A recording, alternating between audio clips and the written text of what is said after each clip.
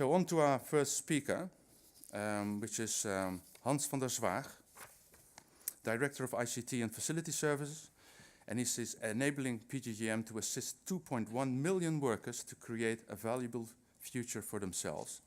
And he would like to take, what he would like to point out and emphasize in his presentation is that it's not only about furniture and innovative IT solutions, but it's also very important that you address behavior and change behavior required to make activity-based working into a success. Okay, Hans van der Zwaag.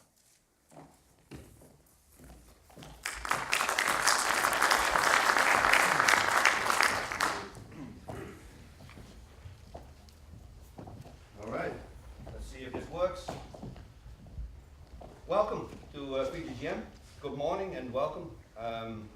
Thank you for attending this event today and making us the host today for you.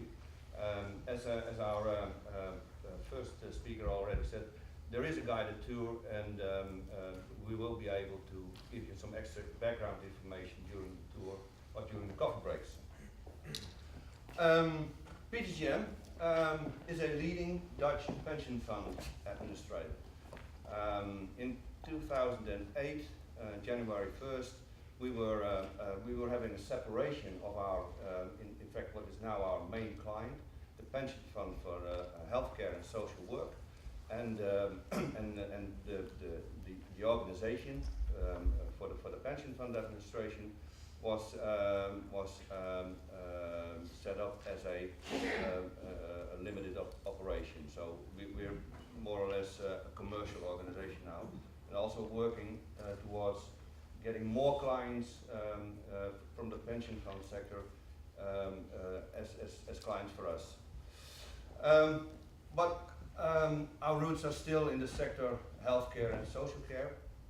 There is a lot of money going around in the pension funds, even so much that if you read the financial papers in the Netherlands, that there are a lot of people in politics and next to politics who think that we are a cash machine. Well, you know, you give the PIN number and the money comes out.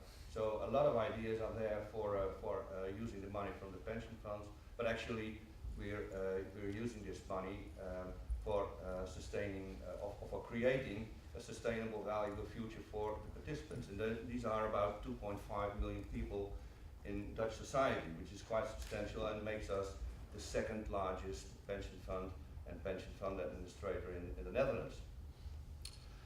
We have about 128 billion euros under management, and we use asset managers from all over the world to help us create a profitable return on these investments. Also, we give for pension funds which are working on their own, we give board services and policy advice. We want to be a thought leader in the field of pension fund and future pension fund systems in the Netherlands. We also are a cooperative, which is quite new. We are an avid supporter of cooperative solutions. So we work together with partners who are also, in a sense, our cooperatives, and we have some 570,000 members in the corporation, and these members enjoy extra facilities, extra financial services on top of what we already do for them when they are a participant in one of the pension schemes.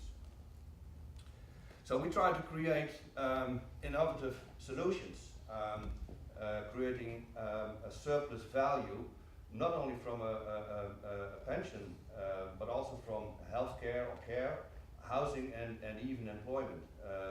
There is no particular need, if you are able to stop working after 65 or even 67. Some people do. Not everyone can, but some people do. So we create innovations in this particular field. So our value perception goes beyond the value of a financial pension in the future.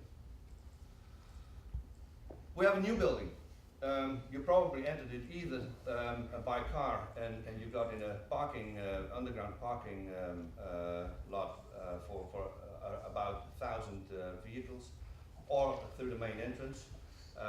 This is the other side of the building, a beautiful picture made by a Spanish photographer for the Spanish architect Mateo, who's based in Barcelona. He designed this building, and we commissioned him to be the architect for this building. It's the only building that we have now. Before that, we had when I entered the company in 2003, there were some 6 buildings, offices used in Zeist, and even in Utrecht for a short while. And it meant that geographically dispersion of our people inhibited communication and collaboration. So in 2001, the first ideas got on in the management to create one office for the whole company. And there was no thinking in terms of let's create a new way of work. Maybe the concept did exist at the time. There was Interpolis in Tilburg who probably worked already with that concept, but in the minds of PGGM management, there was no concept of a new way of work. So a very traditional approach to create an extension to the already existing building, the central building. It was a large extension, so in fact it's a building on its own. And this building was foreseen as the future place to accommodate a greater number of staff, because it was perceived that production levels and products and either number of people participating in the pension funds would rise. So very traditional, but a non-traditional design. And during the design and during the building, we said, well, let's see if we can make a transition in the organization as well. So there was at the beginning not even a start of a connection between a transformation of our organization and the building process and using the building in a new and innovative way. So we said, well, we have a future growth of our employee staff. We want them to be thorough and flexible. We want them to be thinking outside in, and we want to have them work in unison and united and with pride of what they're doing, and not being different business units living in their own silos. So for whole, this holds for whole PGGM. But also in thinking of, well, we have to develop new and innovative products and services in the future. So stimulating a single organizational culture and facilitating collaboration and communication, that was the key in this transformation process. Well, then the idea catched on, like, well, you know, this is very compatible, congruent with what is called the new way of work. So that's why I called my presentation New Building, but also new way of work, and even creating a wow factor as well. So we had three let's say, work streams or areas to be covered. There was the things that you see, like the bytes and the bricks. I was born in the bytes, and I'm also supervising the bricks now. But these are the things you see and you use in every day. But behavior thing, that's the most difficult thing that you have to address in this kind of implementation of a new way of work.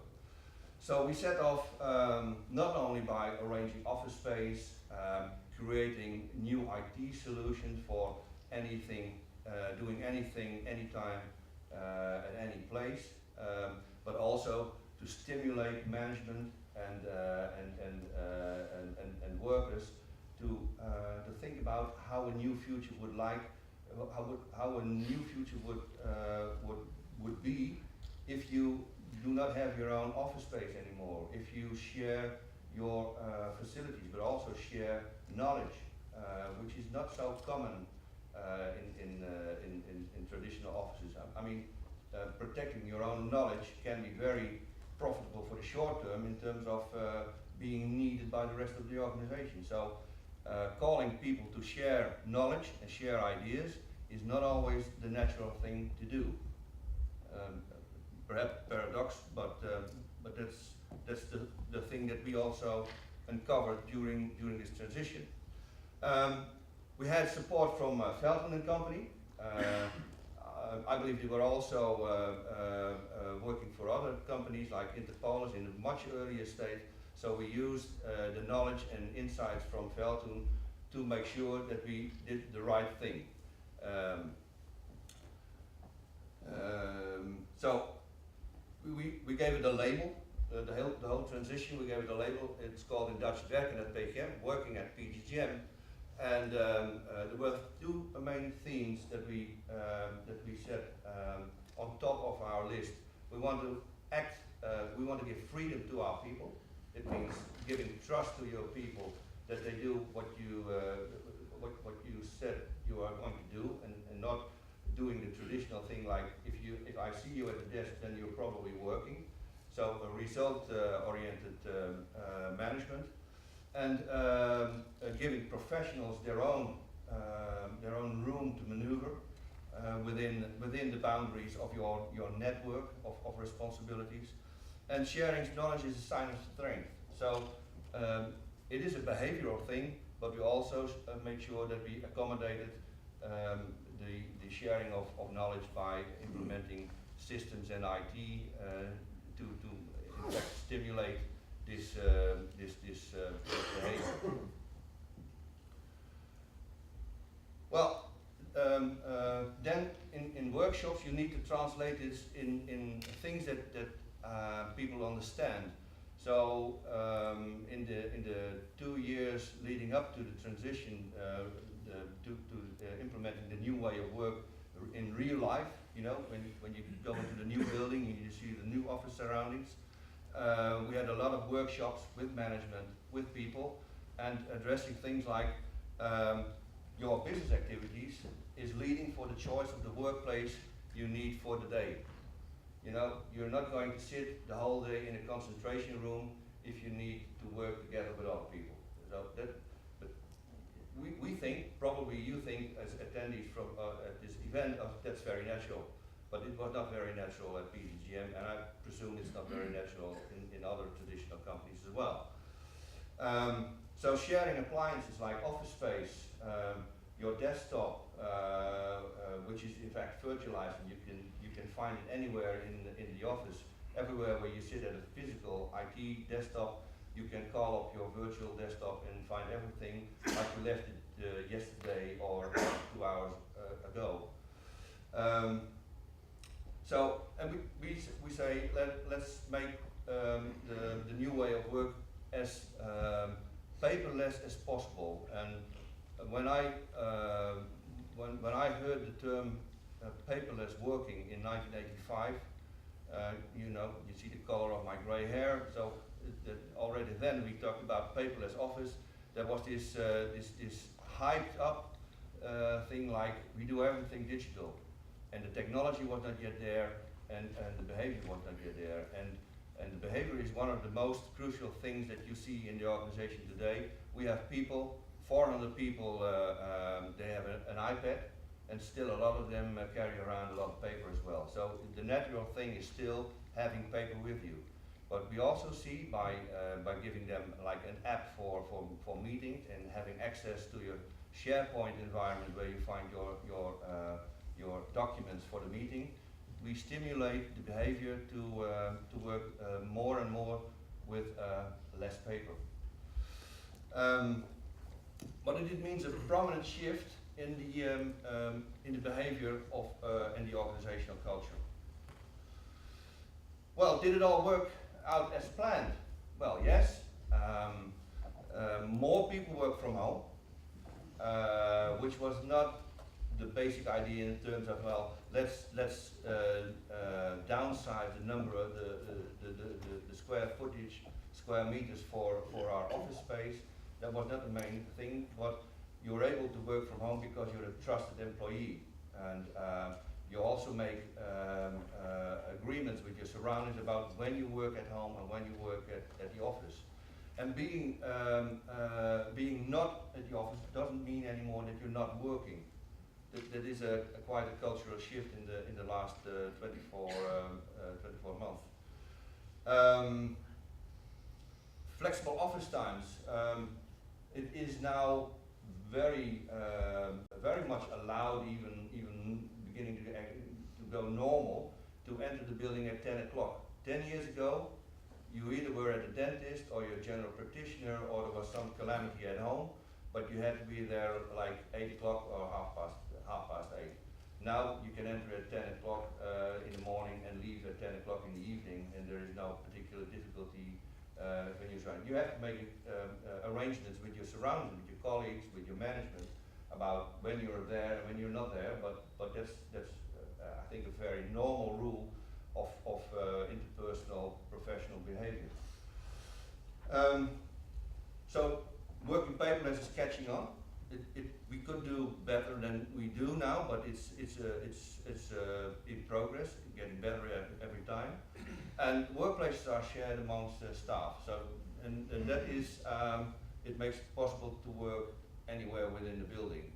But we reserved areas within the building for different departments and business units. So where did it not work as foreseen? We still have difficulties to choose the right workplace that is suited to the activity on hand. There is still difficulties in cleaning your desk after you leave your desk, and this has nothing to do with a new way of work. It is in fact a very polite action to free up your desk for your colleagues who come next. But it's in fact a compliance regulation that we insist on doing. And to release the workplace for if you leave for longer than an hour is still difficult. I mean, in Dutch we call it putting your blanket on a chair. So it's your particular chair. And some, but very few managers get away with. In fact, picking their concentration cockpit or a meeting room and saying this is my room, and this has everything to do with their own people, their own employees, their own colleagues, not saying to them like, well, this is not what we agreed upon when we started the new way of work. But the majority of management, and this is very much stimulated by our executive committee, they are the leading the example in terms of not having a grand office with a lot of windows, and preferably on a corner of the building. So this is not what we have at the executive committee, and it makes it for myself and my co-workers within the department that I'm responsible for very easygoing on the managers who insist on having their own room, because nobody has its own room. So if it happens like below corporate radar. The lesson learned here is not to stop with your interventions in organizational culture. So we did a lot of work in terms of workshops and training for managers and employees, but you have to go on with that in the at least in my opinion, my personal opinion, in the year or maybe even 2 years, maybe not as intensive as in the running up to the transition, but afterwards you have to take care of the things that are not really locking in at the right position. So, all things considered, overall satisfaction is very good. We measure it in our motivational survey each year. So we also ask about strategy, but also how does it work for you, this new way of work. And it's a great place to work, and a very good place to help people secure a valuable food. I can take one question because I have 2 minutes. Questions for Hans?